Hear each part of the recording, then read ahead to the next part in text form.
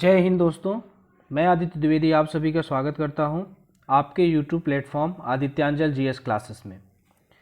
मेरे प्यारे विद्यार्थियों, मध्य प्रदेश सामान्य अध्ययन की जो श्रृंखला हम लेकर चल रहे हैं उस पे हमने अभी पूर्व के वीडियो में मध्य प्रदेश के गठन से संबंधित जो समस्त जानकारियाँ थी उसको हमने 3 वीडियो में कवर कर लिया था। आज से जैसे कि मैंने प्रथम वीडियो में ही आपको बताया था कि मध्य प्रदेश का भूगोल ये मध्य प्रदेश के सामान्य अध्ययन में काफ़ी ज़्यादा अनुपात रखता है परीक्षा की दृष्टि से। तो आज से हम जो प्रारंभ करने वाले हैं विषय वस्तु वो है मध्य प्रदेश का भूगोल। क्या स्टार्ट करने वाले हैं? मध्य प्रदेश का भूगोल। ये जो मध्य प्रदेश का भूगोल टॉपिक है ये वह टॉपिक है, अगर इसमें आपकी समझ या पकड़ हो जाती है तो ये मान के चलिए कि मध्य प्रदेश सामान्य अध्ययन में आपका एक 50% का मोटा अनुपात जो है वो यहाँ से क्या हो जाता है, स्पष्ट हो जाएगा।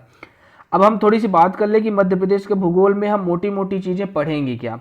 एक तो हम भौतिक विभाजन पढ़ेंगे, किसका? भौतिक विभाजन पढ़ेंगे। इसके बाद हम क्या पढ़ेंगे? मध्य प्रदेश के वन संसाधन पढ़ेंगे। वन संसाधन हो गया, नदियाँ हो गई, पर्वत हो गया, है ना, पर्वत के साथ आप ये हो गया, नदियाँ हो गई, पर्वत हो गया, कृषि हो गई, उद्योग हो गया, खनिज हो गया। ये जो सारे आपके सब टॉपिक हैं ये किसके अंतर्गत आएंगे? मध्य प्रदेश के भूगोल की। क्लियर? तो ये आज से जो वीडियो आपका स्टार्ट होने वाला है मध्य प्रदेश सामान्य अध्ययन का, ये बेहद इंपॉर्टेंट है और सर्वाधिक अनुपात में प्रश्न यहाँ पर विभिन्न प्रतियोगी परीक्षाओं में पूछे जाते रहे हैं, है ना। तो यहाँ से आप थोड़ा विशेष ध्यान देकर इसको समझने का प्रयास कीजिए। आज जो हमने टॉपिक सेलेक्ट किया है वो आज का हमारा टॉपिक क्या है? मध्य प्रदेश का भौगोलिक या भौतिक विभाजन। किससे हम स्टार्ट कर रहे हैं? मध्य प्रदेश का भौगोलिक या भौतिक विभाजन। ये उसी प्रकार से कि जब हम किसी चीज का अध्ययन करने जाते हैं तो उसके हम आवरण को एक बार समझने का प्रयास करते हैं कि जिसका हम अध्ययन करेंगे वो बाह्य रूप से या आंतरिक रूप से वो हमें दृष्टिगत कैसा होता है। तो ये जो भौतिक विभाजन है उसको हम इसी प्रकार से पढ़ेंगे कि कितने कितने भागों में हम मध्य प्रदेश को बांट दें और उस प्रत्येक भाग का अगर हम अध्ययन करते जाएं तो समग्र मध्य प्रदेश का जो कि समझ है, भौगोलिक समझ, वो हमारी क्या हो जाएगी? स्पष्ट हो जाएगी। तो आज का जो हमारा टॉपिक है मध्य प्रदेश का भौगोलिक या भौतिक विभाजन, है ना। अब आपको मैं बता दूं कि जो हमारा भारत है, क्या है? जो हमारा भारत है, भारत को हमने 5 भौतिक प्रदेशों में बांटा है। उत्तर का पर्वतीय हिमालय, उत्तर का मैदान, फिर प्रायद्वीपीय भारत, तटीय मैदान, द्वीप एवं द्वीप समूह। तो ये जो भारत का भौतिक विभाजन है, इस भारत के भौतिक या भौगोलिक विभाजन में हमारा मध्य प्रदेश किस भाग में आता है? तो यह प्रायद्वीपीय पठार का हिस्सा है। किसका हिस्सा है? प्रायद्वीपीय पठार का हिस्सा है। और ये जो मध्य प्रदेश का विभाजन हम पढ़ रहे हैं इसका हमने कुछ आधार तय किया है, आधार निश्चित किया है। जब किसी भी क्षेत्र विशेष का भौगोलिक विभाजन हम पढ़ते हैं तो उसके जो प्रमुख आधार होते हैं वो प्रमुख आधार क्या होते हैं? एक तो वहाँ पे आपकी पर्वतीय स्थलाकृति कैसी है, पठार वहाँ पर है, या वो घाटी वाली स्थलाकृति है, या मैदान है, या चारों चीजें एक अनुपात में उपस्थित हैं। अगर इन्हीं चीजों का, इन्हीं भू आकृतिक प्रदेशों का हम अध्ययन कर लेते हैं तो वहां के भौगोलिक प्रदेश की जानकारी हमारी क्या हो जाती है? स्पष्ट हो जाती है। क्लियर है? चलिए, तो इन्हीं चीजों का हम मध्य प्रदेश में अध्ययन करेंगे। अब जैसा कि आपको स्क्रीन पर देखने से पता चल रहा है कि हमने भौतिक विभाजन यानी भौतिक प्रदेशों का क्या किया है? बंटवारा किया है। और ये बंटवारा हमने अपनी मंशा से या अपने विवेक से नहीं कर दिया है। इस चीज का जो बंटवारा है ये जियोग्राफिकल मैप ऑफ इंडिया ने किया है। किसने किया है? जियोग्राफिकल मैप ऑफ इंडिया ने किया है। और उसने मध्य प्रदेश को 3 बृहद भौगोलिक भागों में बांटा है। कितने? 3 बृहद। ये इसको आप नोट कर लीजिएगा, बड़े ध्यान से सुनिएगा मैं शब्द क्या बोल रहा हूं। 3 बृहद भौगोलिक भाग। कितने भौगोलिक भाग? 3 बृहद। और ये किसने बांटा है? जियोग्राफिकल मैप ऑफ इंडिया ने। वो 3 भौगोलिक भाग कौन कौन से हैं? मध्य उच्च क्षेत्र, सतपुड़ा मैकल श्रेणी, पूर्वी या बघेलखंड का पठार। इसी को पूर्वी पठार या बघेलखंड का भी पठार कहते हैं। तो इसी को हम क्या कहते हैं? मध्य प्रदेश के मुख्य भाग। क्या बोलते हैं? मध्य प्रदेश के मुख्य भाग। तो आपसे प्रश्न पूछेगा कि जियोग्राफिकल मैप ऑफ इंडिया ने मध्य प्रदेश को कितने भागों में बांटा है? तो 3। या हम ये कहें कि मध्य प्रदेश को कितने मुख्य भागों में बांटा गया है? तो कितने भागों में? 3। और ये 3 भाग हमारे कौन कौन से हैं? मध्य उच्च क्षेत्र, सतपुड़ा मैकल श्रेणी और पूर्वी बघेलखंड का पठार। ये तो नाम हो गया। अब हम थोड़ा मैप में चल के देख लेते हैं कि मैप में ये किस प्रकार से इसका विस्तार है और किस प्रकार का ये स्वरूप लिए हुए है। तो आप यहाँ से पहला वाला मैप देखने का प्रयास करेंगे जो आपके स्क्रीन में दिख रहा है। ये जो हमारा मैप है क्या है, ये जो हमारा मैप है, अब ये छत्तीसगढ़ वाले भाग को अभी हम क्या करेंगे, इसको इस पर ध्यान नहीं देंगे, अभी हमें जो वर्तमान मध्य प्रदेश के मैप का स्वरूप है उस पर ध्यान देंगे। तो आप देख रहे हो कि एक बड़ा सा हिस्सा, ये वाला जो बड़ा सा हिस्सा आपको दिख रहा है, इसी को हम क्या बोलते हैं, मध्य उच्च भूमि। क्या बोलते हैं, मध्य उच्च भूमि। फिर आप देखोगे कि ये छोटा सा हिस्सा, ये जो छोटा सा हिस्सा है वर्तमान में मध्य प्रदेश में, इसको पूर्वी या बघेलखंड का पठार कहते हैं। और ये जो दक्षिणी सीमा बनी हुई है इसे हम क्या बोलते हैं, सतपुड़ा मैकल श्रेणी। क्या बोलते हैं, सतपुड़ा मैकल श्रेणी। अब ये मध्य उच्च भूमि देखने से आपको पता लग रहा होगा कि ये मध्य प्रदेश का लगभग 82% क्षेत्रफल को क्या किए हुए हैं, लिए हुए हैं। और इसको हमने आगे 5 भागों में बांटा है, यानी कि इस मध्य उच्च प्रदेश को हम कितने भागों में आगे बांट के पढ़ने वाले हैं, 5। और एक प्रश्न पूछता है कि ये जो मध्य उच्च क्षेत्र है, इस मध्य उच्च भूमि का आकार किस प्रकार का है, तो किस प्रकार का आकार है इसका, त्रिभुजाकार। तो जो 3 बृहद या मुख्य भाग थे वो यहां से स्पष्ट हो गए, मध्य उच्च भूमि, पूर्वी या बघेलखंड का पठार और सतपुड़ा मैकल श्रेणी। क्लियर हो गया। चलिए अब आगे चलते हैं। अब ये जो मध्य उच्च भूमि है ना, इस मध्य उच्च भूमि को भी हमने कई भागों में क्या कर रखा है, बांट रखा है। क्लियर। वो कौन कौन से भाग हैं, तो यहां से हम देखने का प्रयास करते हैं। क्लियर। चलिए, सामान्यतः मध्य प्रदेश को 7 भौगोलिक प्रदेश में बांटा गया है, जिसमें से जो 5 भाग हैं वो मध्य उच्च भूमि प्रदेश के हैं। किसके हैं, मध्य उच्च भूमि प्रदेश के हैं। अब ये 5 भाग कौन कौन से हैं, आपको सीधे स्क्रीन पर दिख रहा होगा। कौन कौन से हैं, मध्य उच्च भूमि के 7 भाग, एक तो मालवा का पठार है, दूसरा नर्मदा सोन घाटी है, तीसरा रीवा पन्ना का पठार है, चौथा बुंदेलखंड का पठार है और 5वां मध्य भारत का पठार है, 6वां वही सतपुड़ा मैकल श्रेणी और 7वां पूर्वी पठार या बघेलखंड का पठार। तो इस प्रकार से ये हमारे 5 मध्य उच्च भूमि के भाग और 2 ये सतपुड़ा मैकल श्रेणी और पूर्वी पठार मिलाकर अब सामान्यतः मध्य प्रदेश के कितने भौगोलिक भाग हो जाते हैं, 7। कितने हो जाते हैं, 7। तो यहां से बात स्पष्ट है। चलिए, लेकिन एक स्थिति और है, प्रश्न पूछा गया है किसी एग्जाम में, तो हम उसको भी ले लें कि विभाजन के पूर्व जब छत्तीसगढ़ मध्य प्रदेश से अलग नहीं हुआ था, तब प्रदेश को कितने भौतिक भागों में बांटा गया था। तो उस समय 2 भौतिक भाग और हैं जो भी वर्तमान छत्तीसगढ़ में चले गए हैं। उन 2 भौतिक भागों को ले लिया जाए तो इनकी संख्या कितनी हो जाती है, 9। वो भौतिक भाग कौन से हैं, एक तो दंडकारण्य का क्षेत्र है और दूसरा जसपुर सामरी पाट। कौन सा है, जसपुर सामरी पाट। अब इन सबको हम एक बार मैप में देखने का प्रयास करते हैं। तो मैप वाले पेज पर चलते हैं और देखते हैं कि ये स्थितियां कहां पर मध्य प्रदेश में लोकेटेड हैं। अब देखिए, यहाँ पर अविभाजित मध्य प्रदेश की बात करें तो मैंने 2 की बात की। एक तो ये दंडकारण्य का क्षेत्र, ये जो छत्तीसगढ़ का सबसे दक्षिणी वाला भाग है, बस्तर और दंतेवाड़ा वाला ये जो क्षेत्र है वर्तमान में, इस पूरे भाग को क्या कहा जाता था, दंडकारण्य क्षेत्र। क्या कहा जाता था, दंडकारण्य क्षेत्र। और ये जो पूर्वोत्तर का जो भाग है छत्तीसगढ़ का, इसको जसपुर सामरी पाट बोला जाता था। क्या बोला जाता था, जसपुर सामरी पाट बोला जाता था। और पूर्वी या बघेलखंड का पठार जो भी मध्य प्रदेश का सबसे छोटा भौतिक भाग है, इसका जो अधिकांश भाग था वो छत्तीसगढ़ में था और वो कहाँ चला गया है, छत्तीसगढ़ में चला गया है। अब बीच में आपको दिख रही होगी महानदी घाटी। तो ये जो महानदी घाटी है तीसरा भौतिक भाग है, लेकिन ये छत्तीसगढ़ का है, वर्तमान मध्य प्रदेश का नहीं है।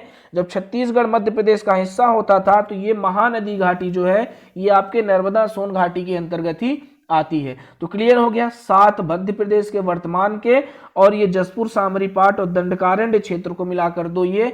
तो अविभाजित मध्य प्रदेश के कुल कितने भौतिक भाग थे, 9। कितने भौतिक भाग थे, 9। और कौन कौन से 9 भाग थे वो भी हमारे क्या हो गए, स्पष्ट हो गए। अब हम देखते हैं कि वर्तमान के 7 भाग कौन कौन से हैं। तो ये जो सामने आपको मैप देख रहा है, यहां से आप समझने की कोशिश कीजिएगा। सबसे पहले हम मध्य उच्च भूमि के 5 भागों को स्पष्ट कर लेते हैं। ये जो पश्चिम में सबसे बड़ा आपको भौतिक प्रदेश दिख रहा है, ये क्या है, मालवा का पठार। कौन सा हो गया, मालवा का पठार। इसी के दक्षिण में नर्मदा नदी के समानांतर ये जो भाग है इसको क्या बोलते हैं, नर्मदा सोन घाटी। क्या बोलते हैं, नर्मदा सोन घाटी। नर्मदा सोन घाटी के ऊपर का ये जो क्षेत्र है इसको बोलते हैं रीवा पन्ना का पठार। और रीवा पन्ना के पठार के बगल का ये जो क्षेत्र है इसको बुंदेलखंड का पठार कहते हैं। और जो सबसे उत्तरी क्षेत्र है इसको क्या बोलते हैं, मध्य भारत का पठार। तो मैप से आपको स्पष्ट होगा कि ये भौतिक प्रदेश कहां पर विस्तृत है या इनका विस्तार किन किन क्षेत्रों पर देखने को मिल रहा है। और दो अन्य भाग कौन कौन से हो गए, तो ये वाला क्षेत्र हमारा सबसे छोटा जिसे पूर्वी या बघेलखंड का पठार कहते हैं, और जो दक्षिणी क्षेत्र है इसे क्या बोलते हैं, सतपुड़ा मैकल श्रेणी। क्या बोलते हैं, सतपुड़ा मैकल श्रेणी। अब हम थोड़ा ये देखने का प्रयास करते हैं कि ये पूरे मध्य प्रदेश के भौतिक भाग के कितने प्रतिशत में फैले हुए हैं। अब देखो भैया, आपको देखने से स्पष्ट हो रहा होगा, मैंने पहले ही बताया था कि 82% हिस्से पे कौन फैला है, 82% हिस्से पर आपका ये मध्य उच्च भूमि फैली है, जिसके 28% पर सर्वाधिक क्षेत्रफल में मालवा का पठार है, 26% में नर्मदा सोन घाटी है, फिर 10.68% पर मध्य भारत का पठार है, फिर 10.38% पर रीवा पन्ना का पठार, फिर 7.7% पर कौन है आपका बुंदेलखंड का पठार है, और ये जो सतपुड़ा मैकल श्रेणी है इसका जो प्रतिशत है वो 11% है मध्य प्रदेश के भौतिक प्रदेश का। और सबसे जो छोटा भाग है जिसे हम क्या बोलते हैं, पूर्वी पठार या बघेलखंड का पठार, वर्तमान में ये मध्य प्रदेश के क्षेत्रफल का 7% हिस्सा लिए हुए, क्योंकि इसका अधिकांश हिस्सा हमारा कहाँ चला गया है, छत्तीसगढ़ में। तो ये जो मुख्य 3 भाग थे या बृहद जो 3 भाग थे, और सामान्यतः जो 7 भाग थे, और अविभाजित मध्य प्रदेश के जो 9 भाग थे, इनका हमने नाम देख लिया, और मानचित्र में हमने इनको अच्छे से लोकेशन इनकी पता कर ली कि ये मानचित्र में कहाँ स्थित है। अब आगे चल के कुछ प्रश्न इनसे पूछा जाता है, फिर इसके बाद इन्हीं 7 भागों के एक एक भाग का हम क्या करेंगे, डिटेल से अध्ययन करते चलेंगे। तो सामने स्क्रीन में आपको देख रहा होगा कि विभाजन के पूर्व मध्य प्रदेश को कितने भाग में बांटा गया था, तो 9 भाग में। कितने भाग में, 9। वर्तमान मध्य प्रदेश को कितने भौतिक भाग में बांटा गया है, या सामान्यतः कितने भौतिक भागों में बांटा गया है, तो 7 भागों में। जियोग्राफी मैप ऑफ इंडिया द्वारा कितने बृहद प्रदेशों में बांटा गया है, या मध्य प्रदेश को मुख्य कितने भागों में बांटा गया है, तो इसका उत्तर होगा 3। और मध्य उच्च भूमि जो 82% हिस्सा लिए हुए, इसे कितने भागों में बांटा गया है, तो 5। तो भौतिक विभाजन से ये 5 प्रकार के बंटवारों से प्रश्न बनता है, तो इनको हमने क्या कर लिया, देख लिया। अब हम जो पहला भौतिक प्रदेश उठाते हैं वो हमारा क्या हो जाएगा, मालवा का पठार। किसको देखेंगे, मालवा का पठार। तो स्क्रीन में मालवा से संबंधित तथ्य भी लिखे हुए हैं, और आप ये मैप में देख लीजिए, केवल मालवा का क्षेत्रफल कहाँ विस्तृत है ये दिख रहा है आपको, स्पष्ट है। तो मैप से देखने से पता चल रहा है कि यह प्रदेश का पश्चिमी कैसा हिस्सा है, पश्चिमी, साथ ही साथ 28% पर फैला है, यानी कि सबसे बड़ा भौतिक प्रदेश है। तो सबसे पहला क्या निकल के आता है कि यह प्रदेश का पश्चिमी भाग है जो सबसे बड़ा भौतिक भाग है। ये जो प्राचीन नाम इसका क्या था, तो ये अवंती महाजनपद के नाम से जाना जाता था। 16 महाजनपद थे प्राचीन इतिहास में, और 16 महाजनपद में 2 महाजनपद मध्य प्रदेश में थे, एक तो चेदी था, दूसरा अवंती। तो ये जो अवंती महाजनपद था, तो इसका अधिकांश हिस्सा किसमें आपके फैला था, मालवा के पठार में।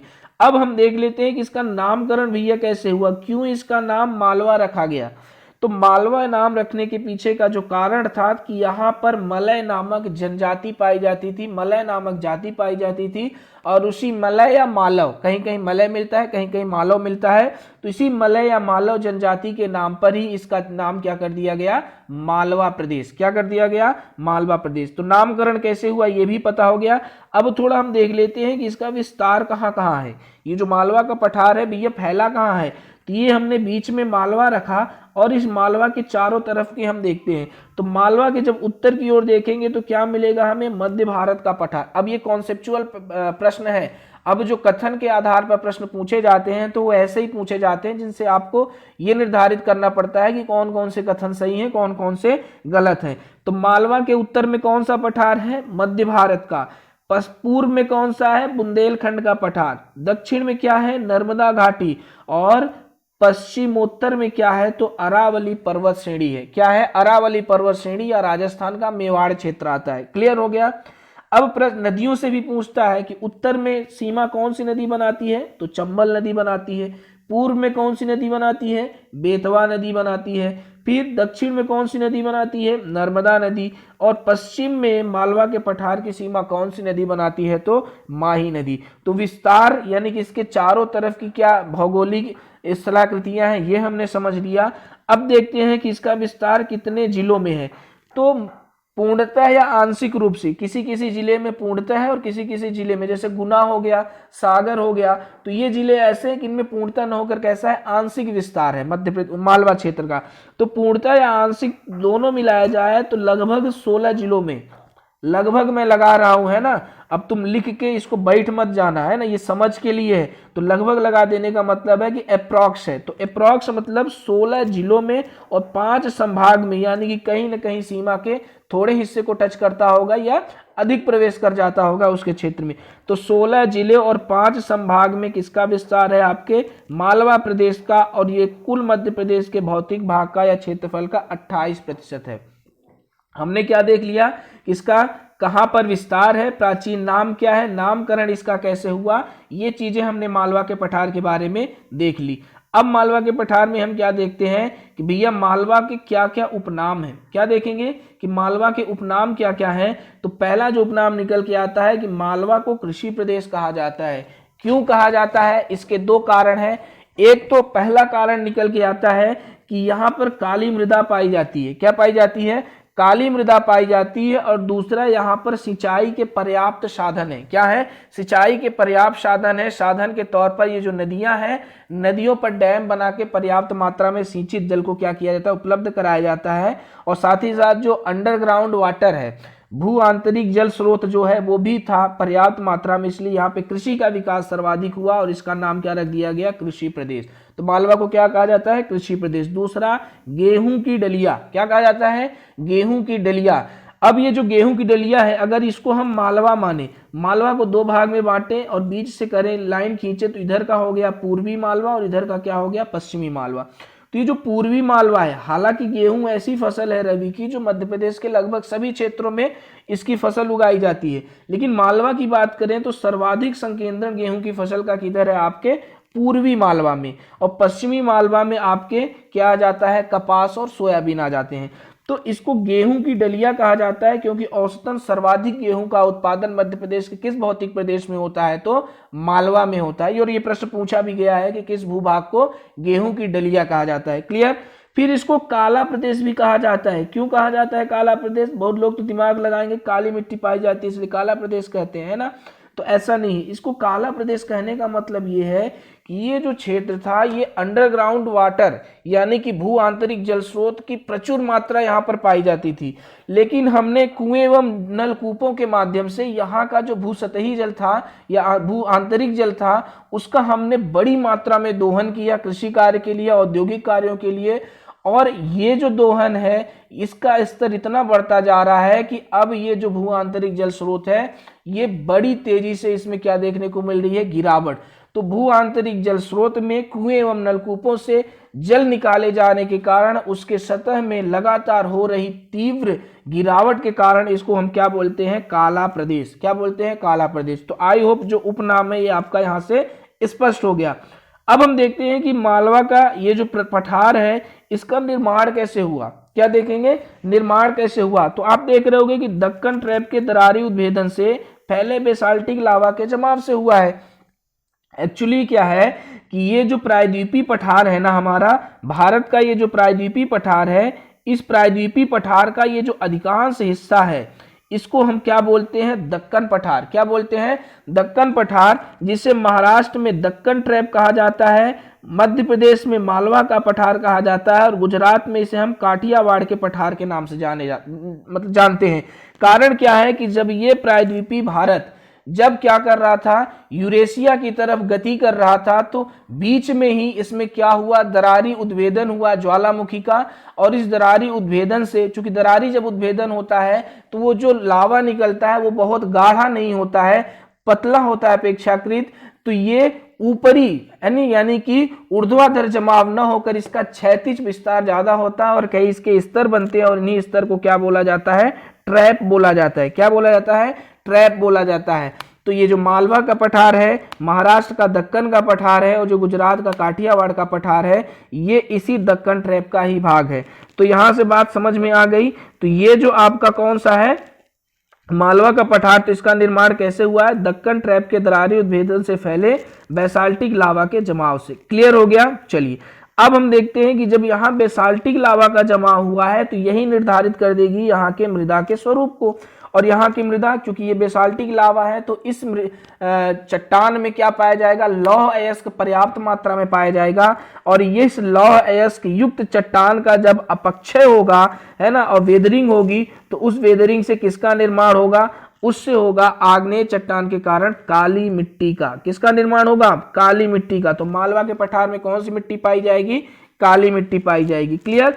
अब जब यहाँ पे मिट्टी का स्वरूप काली है तो काली मिट्टी ही निर्धारित करेगी किसका, आपकी कृषि का। किसका निर्धारण करेगी, कृषि का। तो यहाँ पे 3 प्रमुख प्रकार की फसलों का उत्पादन होता है। सर्वाधिक गेहूं, इसीलिए हम इसे गेहूं की डलिया कहते हैं। कपास, ये कपास जो है ये पश्चिमी मालवा में होता है सर्वाधिक मात्रा में। और सोयाबीन, है ना, सोयाबीन का मतलब भारत में कहें या मध्य प्रदेश में कहें तो सर्वप्रथम खेती कहाँ हुई थी, देवास में। कहाँ हुई थी, देवास में। और एशिया का सबसे बड़ा सोयाबीन अनुसंधान संस्थान कहाँ है, उज्जैन में। और वर्तमान में सबसे ज्यादा सोयाबीन का उत्पादन भी कहाँ होता है, उज्जैन में। और उज्जैन किस में आता है, आपके मालवा के पठार में। तो क्लियर हो गया, 3 प्रमुख फसल कौन सी होगी, गेहूं, कपास और सोयाबीन। क्लियर। चलिए, अब ये पूर्वी मालवा में क्या होता है, आपका गेहूं, कल ही अभी पीछे मैंने बताया। और ये जो पश्चिमी मालवा है यहाँ पे किसका होता है, गेहूं, कपास और सोयाबीन का उत्पादन। क्लियर।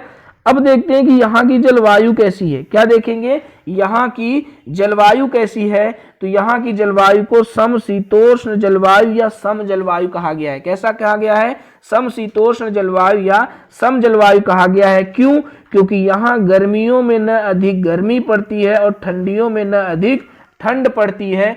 क्यों, क्योंकि गर्मियों में अधिक गर्मी न पड़ने का कारण क्या है कि यहाँ का तापांतर समान रहता है। क्यों, क्योंकि मालवा वह भौतिक प्रदेश है जो समुद्र तट के सर्वाधिक नजदीक पाया जाता है। तो मध्य प्रदेश का वह भाग है जो समुद्र तट के सर्वाधिक नजदीक है, अरब सागर के। इसलिए यहाँ पर क्या होता है, तापांतर कम से कम होता है, इसलिए यहाँ पे गर्मी में अधिक गर्मी नहीं पाई जाती है। ठंडी में अधिक ठंड क्यों नहीं पाई जाती है, तो ठंडी पड़ने का कारण एक है मध्य प्रदेश में या भारत में कि ये जो साइबेरिया से जो ठंडी हवाएं चलती हैं, जब वो भारत में प्रवेश करती हैं तो उसके कारण क्या होता है, शीत लहर या ठंडी की स्थिति निर्मित होती है, ठंड की। लेकिन इस प्रभाव को उत्तर में हिमालय रोकता है और हिमालय से गुजर के थोड़ा बहुत प्रभाव इसका उत्तर प्रदेश में, और जैसे जैसे ये मध्य प्रदेश में या दक्षिण की ओर ये लहरें आती हैं, इनकी प्रभाविता क्या होती जाती है, कम होती जाती है। और मालवा क्या है, एकदम किनारे की तरफ पड़ता है। मालवा तक पहुंचते पहुंचते इन साइबेरियाई ठंडी पवनों का प्रभाव कम हो जाता है, इसलिए यहाँ पर ठंडी में अधिक ठंड भी नहीं पड़ती है। और यही कारण है कि एक चीनी यात्री थे फाहियान महोदय, इन्होंने क्या कहा था, इन्होंने कहा कि मालवा की जलवायु विश्व की सर्वश्रेष्ठ जलवायु है ना। हम तो स्वीकार करेंगे, लेकिन शायद ये महोदय जो थे फाहियान, ये भरतई में घूम के चले गए थे, स्विट्जरलैंड तो गए नहीं थे। वहां जाते तो वहां की जलवायु शायद इनको और अच्छी लगती। अब ये मालवे में ज्यादा समय दिए तो इनको लगा कि यहाँ की जलवायु सबसे बेस्ट है। तो किसने कहा था, फाहियान। कौन थे, चीनी यात्री चंद्रगुप्त विक्रमादित्य द्वितीय, है ना, उनके चंद्रगुप्त द्वितीय विक्रमादित्य के समय पर आए थे ये। अब वर्षा की बात करें तो वर्षा यहाँ पर कैसी है, दक्षिण पश्चिमी मानसून से वर्षा होती है। किससे होती है, अभी मानसून पढ़ेंगे तो स्पष्ट रूप से आपको बताएंगे, बस इतना याद रखिए कि दक्षिण पश्चिम मानसून से वर्षा होती है। किस शाखा से, अरब सागर की शाखा से, या इसी को मुंबई शाखा भी कहते हैं। क्या बोलते हैं, मुंबई शाखा भी बोलते हैं। और कितनी वर्षा होती है, औसतन 70 से 100 सेंटीमीटर। कितनी वर्षा होती है, 70 से 100 सेंटीमीटर मालवा के क्षेत्र में क्या होती है, वर्षा होती है। अब ये मृदा और ये न्यूनतम वर्षा की मात्रा किस चीज का निर्धारण करेंगे, तो मालवा में वनों के स्वरूप का। किसका निर्धारण करेंगे, वनों के स्वरूप का। और ये वन का स्वरूप अब कैसा पाया जाए, क्योंकि कम वर्षा हो रही है इसलिए यहाँ पर उष्ण कटिबंधीय शुष्क पर्णपाती वन पाए जाएंगे। कैसे पाए जाएंगे, शुष्क पर्णपाती वन पाए जाएंगे। वर्षा नहीं होती यानी कि यहाँ की जलवायु शुष्क रहेगी, और पर्णपाती वन यानी कि यहाँ के ऐसे वृक्ष होंगे जो सामान्यतः अपने पत्तों को क्या कर देंगे, गर्मी के समय में गिरा देंगे। इसलिए यहाँ पे कैसे पौधे पाए जाएंगे, वृक्ष, तो जैसे पलाश हो गया, तेंदुपत्ता हो गया, सागौन और महुआ, इस प्रकार के प्रमुख उष्ण कटिबंधीय शुष्क पर्णपाती वृक्ष पाए जाएंगे। अब यहाँ की प्रमुख नदियां कौन कौन सी हैं, क्या देखेंगे कि यहाँ की प्रमुख नदियां कौन कौन सी हैं। तो स्क्रीन में आप देख रहे हो कि चंबल नदी, यहाँ की जो प्रमुख नदी है वो कौन सी है, चंबल नदी। शब्द पकड़ना, प्रमुख नदी बोल रहा हूं तो चंबल नदी है। और मालवा की गंगा किसे कहा जाता है? तो क्षिप्रा को कहा जाता है। किसको कहा जाता है? क्षिप्रा। प्रमुख चंबल को इसलिए बना दिया क्योंकि इसके जल स्रोत का सर्वाधिक उपयोग हम करते हैं औद्योगिक और कृषि कार्य के लिए। और ये जो क्षिप्रा है ये धार्मिक रूप से इसकी महत्ता ज्यादा है, इसलिए इसको मालवा की गंगा कहा जाता है। बाकी अन्य प्रमुख नदियां कौन सी हैं? तो पार्वती है, काली सिंधी है और काली सिंध और माही, ये अन्य प्रमुख यहाँ की नदियां हैं। अब देख लेते हैं कि मध्य प्रदेश में इस मालवा के पठार की उच्चावच की स्थिति क्या है। किसकी स्थिति देखेंगे? उच्चावच की। तो ये जो औसतन है समुद्र से इसकी औसतन ऊंचाई कितनी है? 300 से 500 मीटर। कितनी है? 300 से 500 मीटर है। और यहाँ की जो सर्वोच्च ऊंची चोटी है वो कौन सी है? मालवा की सिगार, ये इंदौर में है और इसकी ऊंचाई कितनी है? 881 मीटर। तो सिगार की टोटल ऊंचाई कितनी है? 881 मीटर और ये मालवा की सर्वोच्च चोटी है। इसके बाद जाना पाव आती है जहां से चंबल नदी निकलती है, 854 मीटर। और दो अन्य ऊंची चोटियां हैं धजारी और गोमनपुरा। कौन सी हो गई? धजारी और गोमनपुरा। अब ये जो मालवा का पठार है इसका ढाल किस तरफ है? तो ये किस तरफ झुका हुआ है? उत्तर की ओर। इसका ढाल किधर है? उत्तर की ओर। इसीलिए यहां से उद्गमित होने वाली अधिकांश नदियां किधर प्रवाहित होती हैं? उत्तर की ओर। क्लियर? तो ढाल भी इसका किधर है? उत्तर की ओर है। अब खनिज की बात कर ले तो चूंकि खनिज है इसके नीचे, लेकिन यहाँ पे ट्रैप कौन सी पाई जाती है? दक्कन ट्रैप। कौन सी?